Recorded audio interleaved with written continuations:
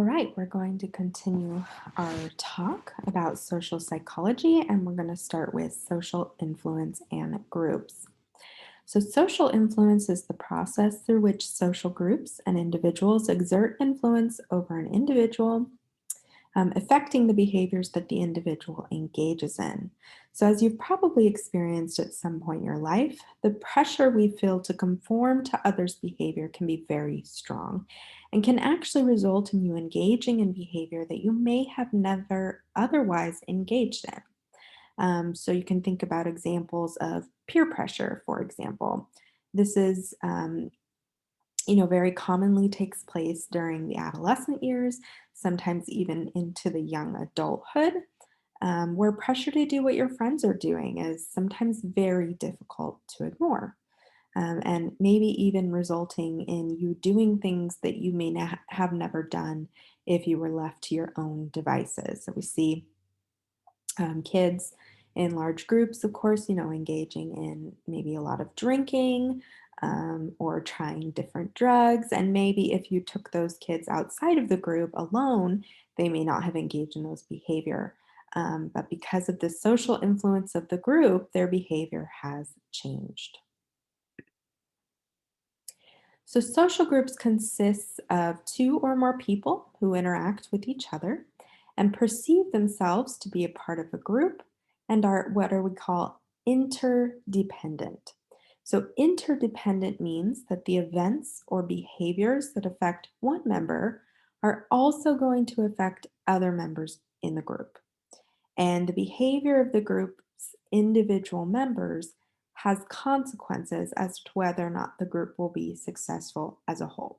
So essentially, what this is saying is that any consequence that one member of the group experiences from the behavior, all members of the group experience that.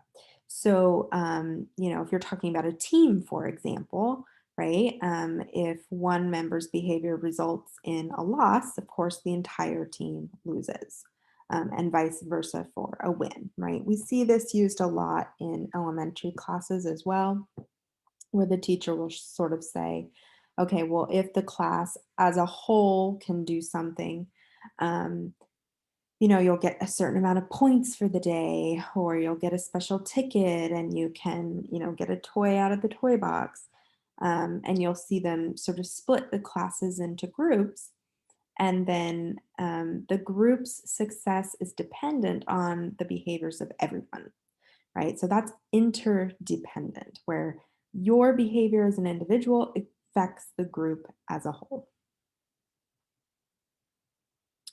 So groups develop norms, beliefs, expectations regarding what behaviors are appropriate and acceptable for the group members. Typically, group members also understand that if they don't adhere to the group quote unquote norms, they might experience some sort of retaliation from the other group members, possibly by being ignored or even outright rejected by the group. And so what we often see occur is that individuals will conform to the norms of the group in order to maintain their social network. This is kind of an old movie, although some of you might know it, but Mean Girls is a movie where you sort of see this with the girls in the popular group. They sort of just go along with others in the group, right? If two of the girls in the group are being mean to someone, or they're making fun of someone, or they're ridiculing someone, the other people in the group sort of just go along, right? And we see this a lot, like I mentioned before, in adolescence, in high schools, in different quote unquote cliques or groups. As you get older, you tend to gravitate towards groups of people that already share your beliefs rather than changing your beliefs or attitude to fit the group, if that makes sense. When you're younger, you're more likely to sort of conform to the group. When you're older, in your social group, you tend to find people who already think like you. And as I stated earlier, social influence is just the process by which social groups and individuals exert pressure over an individual within the group. So again, this Pressure can range from mundane. So let's say, for example, in high school with your girl group, you're only allowed to wear black. You can't wear any other color. That's sort of a mundane thing. Doesn't really hurt anyone. I mean, you might not like wearing only one color, but then there can be other extreme pressures, such as behaviors we see like in cult groups, right? So the cult that all committed suicide together, right, by drinking the poisoned juice. So that's a much more extreme amount of pressure that was exerted on individuals within that group. Now, there are three types of social pressures there's conformity, compliance, and obedience. So, we're going to talk about all three of those. So, the first we will discuss is conformity. So, this refers to the changes in behavior or attitudes brought about by the desire to follow the beliefs or standards of other people. There are a few factors that affect a group's ability to produce conformity of its members, so of the group's members. First is an individual's status within the group is going to affect how likely it is that they will conform.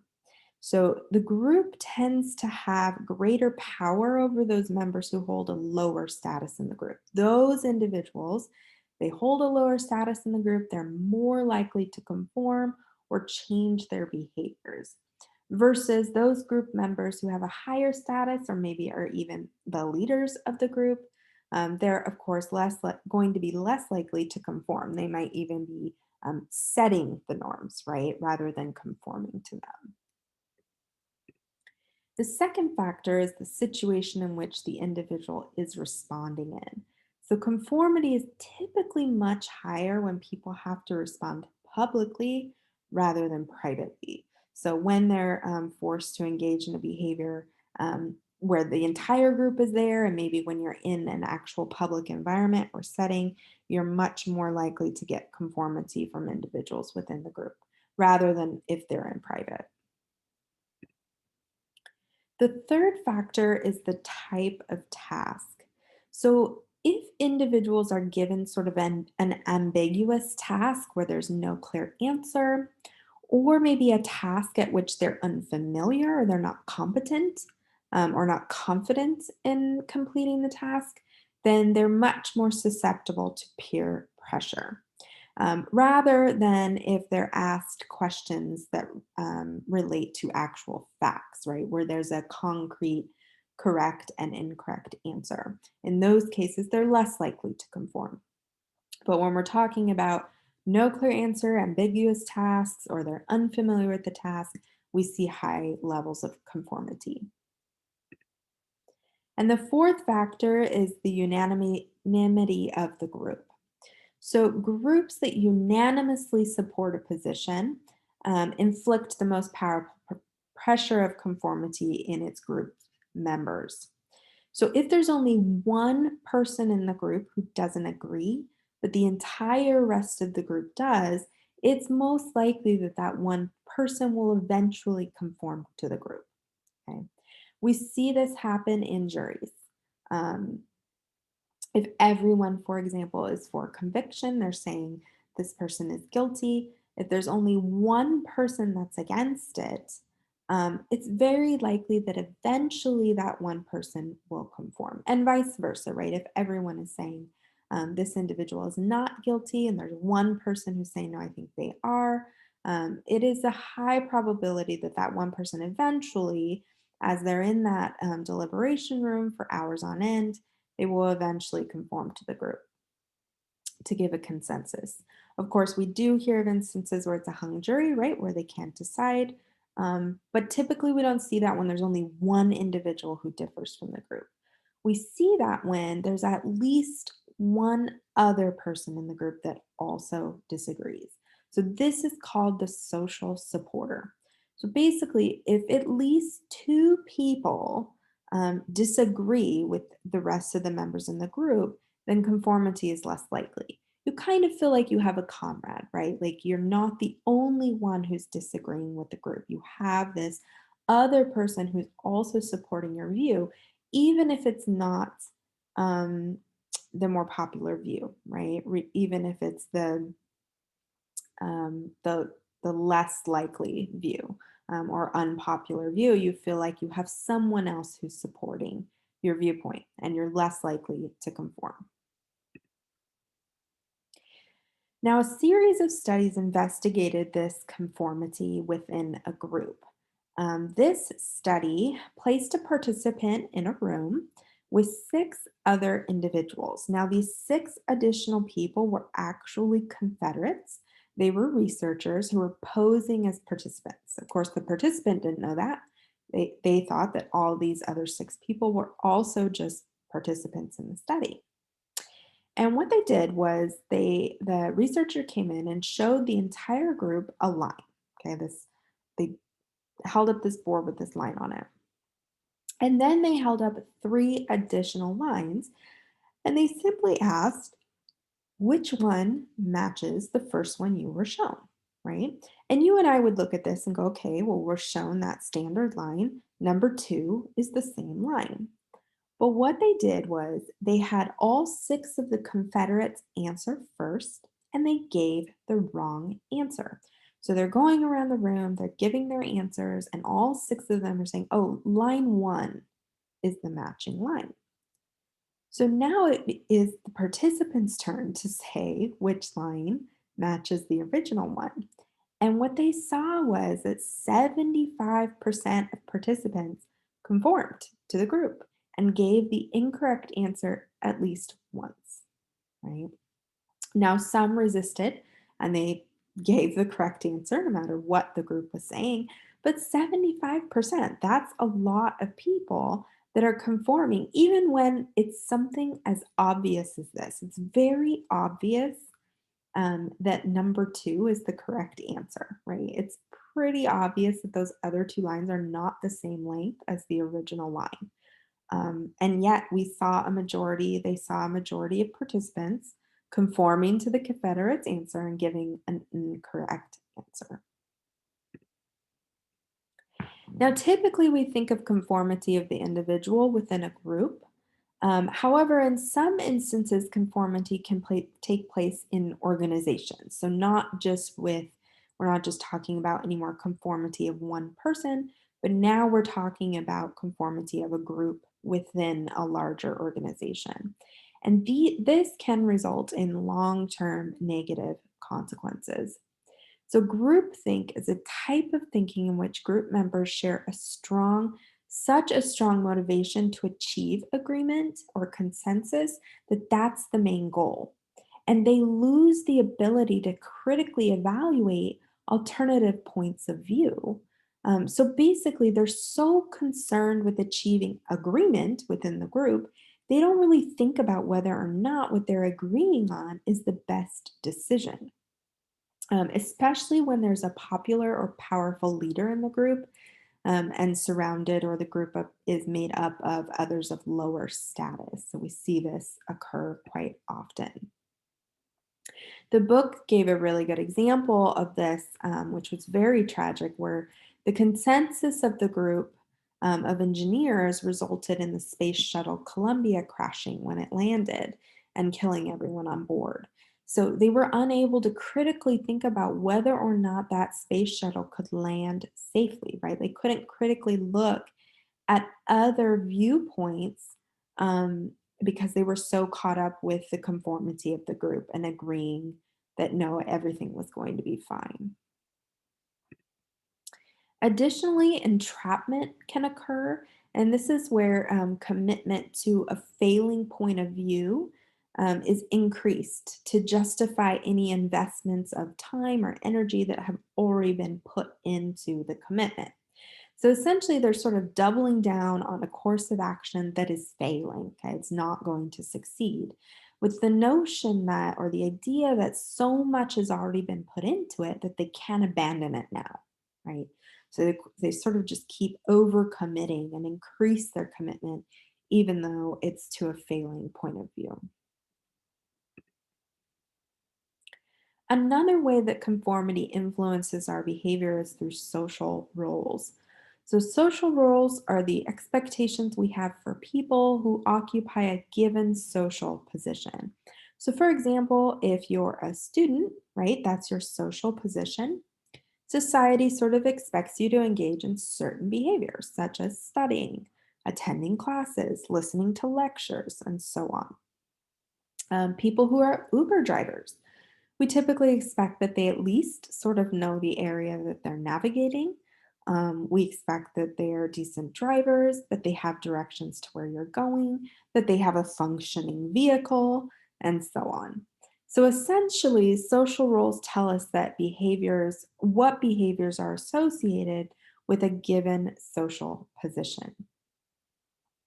However, there are instances where social roles influence us so greatly that we engage in behaviors we normally never would. So, behaviors that are outside of our norm. And a classic example of this that many of you may have heard of this experiment, but it's the Zimbardo Stanford prison study. So, for this study, he gathered a group of college students to participate and he randomly assigned half of them as prison guards and the other half as prisoners. And basically, he flipped a coin to determine their roles, right? So they were not chosen based on any specific characteristics as to which role they would be assigned. He flipped a coin. If it was heads or tails, and that was the group they went into. And he didn't give either group instructions on how they should behave. He just said, "This is your role," and that's it. They set up a mock prison environment and asked participants to commit to living in this environment for 2 weeks within these social roles that they were given. And after just a few days, those participants who were assigned prison guard roles started abusing the prisoners. So they were doing things like withholding food, forcing them to engage in hard labor, and even physically harming them, right? Beating them. The students assigned to the prisoner roles became more and more docile and submissive to the guards.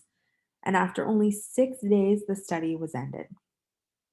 Because those in the role of the prisoners, they were exhibiting severe signs of depression and distress. So the study had to be ended quite quickly.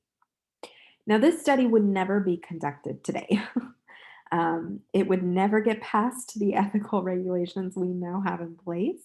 Um, Serious psychological effects happened, damage, that was done to these participants, both to those who were in the guard role and the prisoner role. So those in the prisoner role, like I said, were experiencing um, severe symptoms of depression and anxiety and distress while they were in the study. But those participants who were in the guard roles after the study had a lot of psychological issues because they sort of, once they got out of that environment, kind of couldn't believe that they behaved that way towards another human. And they were quite upset about that, right? To find that they were capable of these kind of awful behaviors. Um, so, something like that would never occur today, but this study does demonstrate how strongly just the label of a social role and how society associates how those social roles are fulfilled can influence our behavior, even to the point where they engaged in behaviors that they never thought they would. Now we're going to talk about the second type of social pressure, which is compliance. So, conformity, what we were previously talking about, typically refers to much more subtle forms of pressure, whereas compliance involves slightly more obvious or direct pressure to influence behavior. And there are four main techniques to achieve compliance. The first is the foot in the door technique. So, this is where you might be asked to do some small, mundane task that isn't too difficult. And because the request is quite easy, you're very likely to comply and you'll probably do it. Then later on, you're presented with another task that is significantly more difficult to comply with.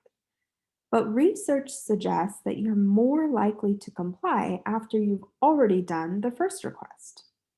Um, there's a movie that I watched quite a few years back. It's not like a major, um, with actors you know very well and things like that. But it's an interesting movie. If you've got some time on your hands and you're bored, you want a new movie. It's called 13 Sins, but it's a great example of this foot in the door technique. It's kind of a psychological thriller, I would call it, but basically, the main character is asked to do relatively harmless tasks to get some reward at first, but as he complies with each one, the subsequent tasks become more and more intense and harder to comply with, right? So, if you're bored, you're looking for a movie that sort of relates to what you're learning in your classes. 13 Sins is a perfect example of the foot in the door compliance technique. And it's thought that this technique is effective because as you're completing the smaller task, um, you it may lead you to be more interested in the topic. So an action or any action of any kind results in the individual being more committed to the issue, and thus increasing the likelihood that you're going to comply to it because you're more interested, you're more committed to that task. Another explanation is that when you comply with the first task, you develop some attitude or belief about yourself. So, for example, if the first easy task is related to helping someone else, you now sort of have this attitude or belief that you are someone who will do things to help others.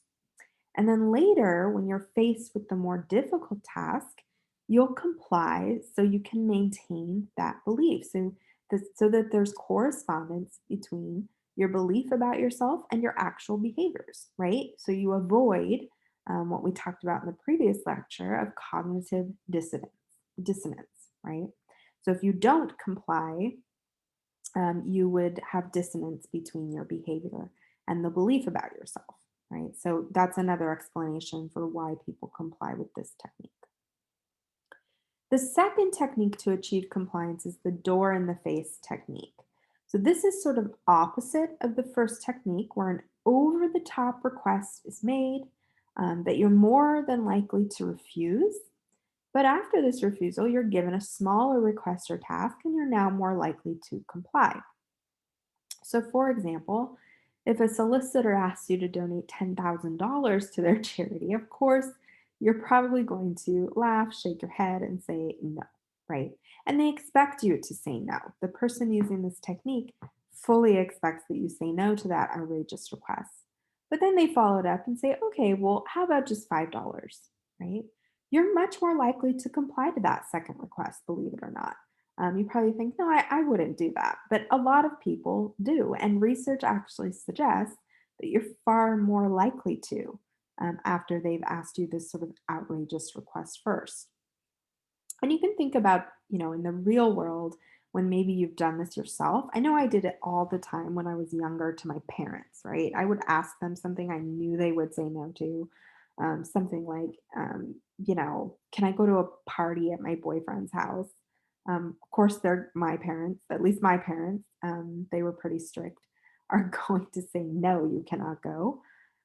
So I'd be like, "Ah, okay, fine. Well, can my girlfriend just stay over the whole weekend? Right? Can so and so spend the night all weekend and like go to school with me Monday morning?" Which is still kind of an outrageous request if you think about it. But compared to me going alone to a party at my boyfriend's house when his parents aren't there, um, not as outrageous, my second request. And my parents would almost always say yes to the second request, right? So it was a technique I used quite often when I was younger. And you might be able to think of instances when you've done this as well. The third technique is the that's not all technique. So, this is where you are offered something at an inflated price and then immediately offered an additional incentive, discount, or bonus right after that, right? So, if you've ever watched late night shopping networks, you almost always hear the phrase, But that's not all, right? They're gonna give you something else. And you encounter this too at car dealerships a lot, right? So they might quote you a price that you're like, oh, I don't think that's a very good deal. But then they offer you all these additional incentives or discounts, free oil changes for 5 years or whatever incentive they have going, right? That result in the greater likelihood that you're going to comply, which is essentially ends up in you purchasing whatever item it is that they're trying to sell you. And the fourth technique is the not so free sample technique. So this refers to instances when you're given a free sample, but is it really free? Research has actually found that there's a psychological cost when we accept free, quote unquote, free samples. There's actually a strong social standard that influences your behavior in these instances. This is known as the norm for reciprocity, which is basically treat others how they treat you, right? So there's sort of a catch with that free sample, and that you're expected to reciprocate. And most likely, or what they're hoping is in the form of a purchase, right? So they offer you this free incentive or this free sample. It might lure you to look at other items, and you sort of feel obligated to make a purchase because you were given something for free. Um, you do see this a lot happen too when you're at the counter and you're buying something, and they're like, oh, if you spend, this happens all the time to me at like makeup counters or perfume counters. If you just spend $10 more, or if you spend $5 more, you'll get this free bag with like all this free stuff. Look at everything we're going to give you. You just have to spend a little more money. And I almost always say yes because I'm like, oh, it's not that much more. And then I get all that free stuff. Is it really free though? Right? Like, my mom always says that. She's like, "Yeah, but you spent the extra money that you weren't normally gonna spend. Like, do you really need all that free stuff just because it's free?" Right? So the not so free technique. Finally, we have the third type of social pressure, which is obedience. So this is um, compliance and even conformity, um, where compliance sort of gently leads others to agree with a request, and so does conformity, really. Sort of just guiding people towards the behavior or answer you want from them from your request. But with obedience, requests are made in a much stronger manner where they're more commands than requests. So, obedience is the change in behavior that occurs in response to the commands of others. Obedience is typically less commonly used than conformity or compliance techniques for the most part. But there are certain situations in social relationships where we do see this occur. So, for example, you tend to engage in obedient behavior to those in higher authority over you. So, people like your parents when you're younger, your boss at work, right? Or your supervisor at work, teachers, if you're in the military, right? Military commanders. Um, So when you have an authority figure, you're more likely to engage in these obedience behaviors. And that's when those more commands from others rather than requests do take place within those types of relationships. A classic example of research in the area of obedient behaviors is the Milgram experiment. So, in this experiment, participants were asked to deliver increasingly stronger shocks to another person as part of a study that they thought was on learning, right? So, the study was actually a deception study. It was actually investigating levels of compliance and obedient behaviors in these individuals. So the person who was receiving or who was thought to be receiving the shocks was actually a Confederate. They were another researcher and they were not actually receiving real shock.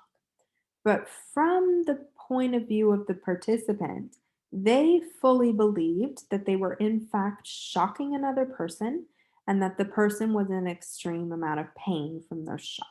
Okay, so they were told that you're going to Shock this person every single time they get an incorrect answer. Um, and we're going to increase the shock, the levels of the shock voltage every time they get one wrong. So the highest shock level they could get to was 450 volts. And what they found was actually that 65% percent of participants, that's a mouthful, actually did end up administering that highest 450-volt shock, or at least, that they believe they were doing that to another person, and they pushed the button to administer that shock. The Confederate, who was on another side of uh, the double-sided window mirror thing where the participant and experimenter could see them, but the Confederate, couldn't see them back. The Confederate would cry out in pain. They would beg to be let out of the experiment room. They would cry out they were experiencing chest pains from the shocks and so on and so forth. But still, even with all of that, 65% of participants kept administering the shock when the experimenter told them to. They said, "You have to deliver this shock." So, why is this? Why is it that normal people who probably would never inflict this kind of pain on someone else, they were doing that, or at least they believed, right? They truly believed they were doing it. Now, they weren't. Again, like I said, the other person was not actually getting shocked, they were acting, essentially. But the participants didn't know that. They really thought they were shocking these people to a pretty extreme degree. So, most likely, the participants viewed the experimenter as an authority figure. Okay, so that's one reason, or one factor for why they were engaging in these behaviors. But more than that, what these researchers found was that most of these participants placed blame and responsibility on the experimenter. So they sort of convinced themselves that it wasn't their fault that they were administering these shocks because they were being forced to by the experimenter, and that anything that might happen negative to this other person wasn't their fault. It was the experimenters. It would be the experimenter's fault because it's their study and they're giving me the instructions to deliver these shocks. So the blame can be laid at their feet, which was a very interesting finding, right? And these findings were used to explain many historical instances of horrible behaviors, of people engaging in horrific behaviors, like how so many people and soldiers during World War II could do such terrible things to the Jews, right? Because they were told to. They stated, well, we were only following orders. Um, or they felt, like they had to because of the authority figures before them telling them to engage in these behaviors. The Enron scandal that happened, where so many people within the company were recording fake holdings and using these off the books accounting practices, illegal, like outright illegal practices for years. And not just one or two people, it was like the majority of the company was doing this with the full knowledge that they knew they were doing this and that it was wrong. And they did it anyways, right? So, from this study, we can see how someone viewed as an authoritative figure can greatly influence the behaviors you engage in. And they can achieve obedience, even though the behavior is one that falls far outside of the realm of normalcy, or acceptable for the behaviors you would typically engage in. Now we're going to switch gears a little bit and talk about some other influences over how we view other individuals. So, stereotypes are a set of generalized beliefs and expectations about a particular group and its members. And it's oversimplifying the world and the groups of people within it. So, for example, if I said to you, well, women drivers, right?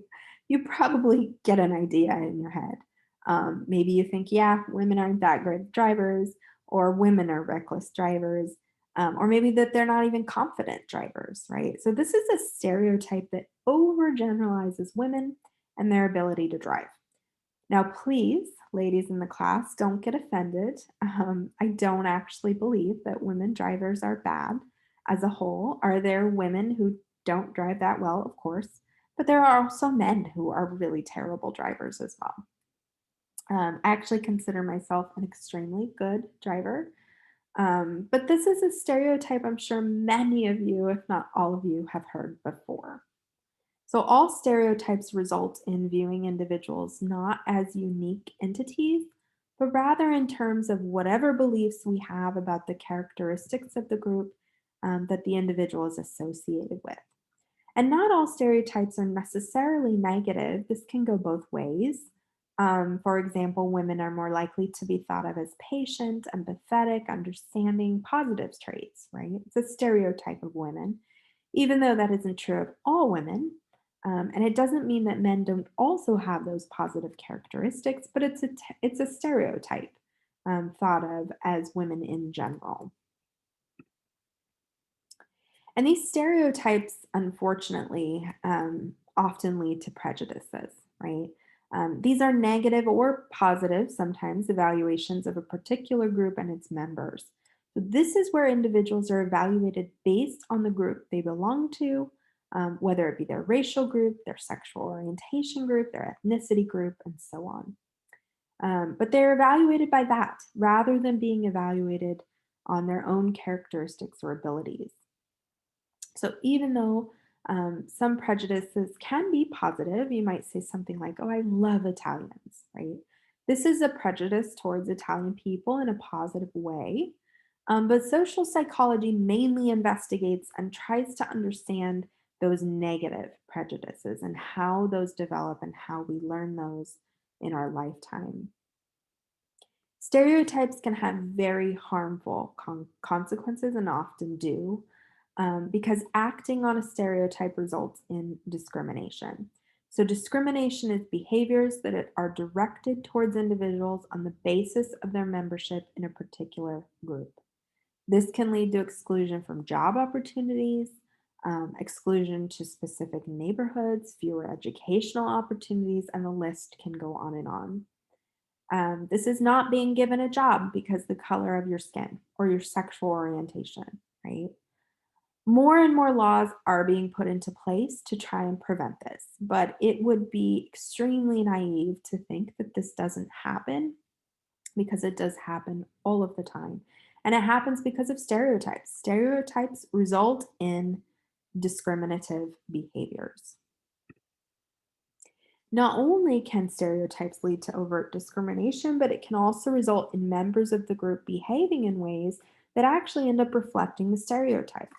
So, this is something called the self fulfilling prophecy. Essentially, if you believe something about a group of people, for example, if you think a certain group lacks ambition, you're going to treat them that way. And in turn, this will actually result in those people having a lack of ambition, right? So it's sort of this vicious cycle of you having a stereotype towards a group of people, you treat them a certain way, and then because you treat them that way, they end up behaving that way. The self fulfilling prophecy. So the difference between prejudice and discrimination is that prejudices related to attitudes are related to attitudes about a group and its members, whereas discrimination relates to behavior that you engage in, okay, that's directed towards the group and its members. So prejudice is related to the attitudes you have about the group, whereas discrimination is the behaviors that you engage in towards the group. Nobody is born with these prejudices, and nobody is born knowing how to discriminate against another group of people. This is learned behavior through and through 1000%, which is sad, right? Because that means that there are people teaching these things to you when you're young. You are not born, we are not born disliking a specific race, religion, or ethnic group. Um, we're taught this through our environment and from those around us. They teach us these things, right? Children learn from a very young age through observational learning. They observe how their parents, other adults, and peers feel about members of various groups. They observe others engaging in these behaviors and then they engage in them themselves. And then those behaviors, when they're young, are reinforced, right? Because they now have and share the same beliefs of the adults or their parents or their peers around them. As a parent, this is something, and those of you who have children, I try very hard to instill certain, whole acceptance of everyone, regardless of whatever group they might be associated with, because we're all human, right? We're all the same on the inside. Um, Even if we engage in different behaviors or we look different, or we have sexual orientations that are different, or whatever it may be, we're all the same. We're all human. And so I make every effort to teach them that because I understand that the way that I behave, they're watching my every move. And the way that I view these groups and the way that I talk about different people who are different from us, they're observing everything and they're absorbing it and they're learning from it. Um, if you think that children are not learning these things from us, you're wrong. They most certainly are. And if we want to have a difference in the upcoming generations than what we're experiencing now, we need to start teaching our children different. Um, a little soap opera box there, but on my soapbox. But yeah, I firmly believe that we have to teach our children different, right? Um, we have to, in order to change the way things are, we have to start with the younger generations. That's how we're going to change the way that the world is going. Media also plays a huge role in the portrayal of certain groups. They portray certain races more than others in certain roles, right? They portray certain races in roles of criminals or bigots or uneducated and so on. And they perpetuate these inaccurate portrayals of groups of people and the unfavorable stereotypes that surround them. So media is playing a huge role here, and a lot of people are trying to change the way that that is portrayed, and the roles that people play, and who gets the roles, right? If they're being authentically represented within the movie as they should be, and so on and so forth.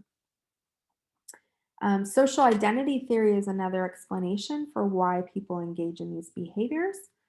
So, a person's sense of who they are is based on group membership. So, most people find a sense of pride and self worth associated with their membership within a certain group.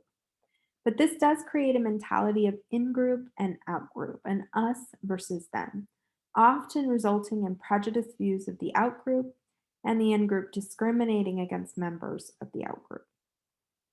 Um, so while social identity can be a positive thing, you feel as though you belong to a group, it does result in sort of this us versus them mentality that we need to try and move away from. Social neuroscience is a more recent approach to understanding prejudices and how they are established or learned. Social neuroscience attempts to identify the neurological basis of our social behaviors and study different structures in the brain to better understand the root of these prejudices and discriminative behaviors. So that is an up and coming sector of psychology. A lot of people are not even aware that they have these prejudices, and most likely we all have some that we may be unaware of. The implicit association test was developed to measure this very thing. It's a way to measure and have an accurate assessment of Sorry, I'm having prejudices. trouble hearing. So sorry, my phone decided to talk to me. Um, It doesn't mean that you're going to act on these prejudices, but it does show that the cultural lessons we're exposed to and learn throughout our life do influence our beliefs and attitudes toward other groups. I have included the link to the tests if you're interested in seeing how those work. Go ahead and give it a go. There's quite a few different ones if you're interested in those.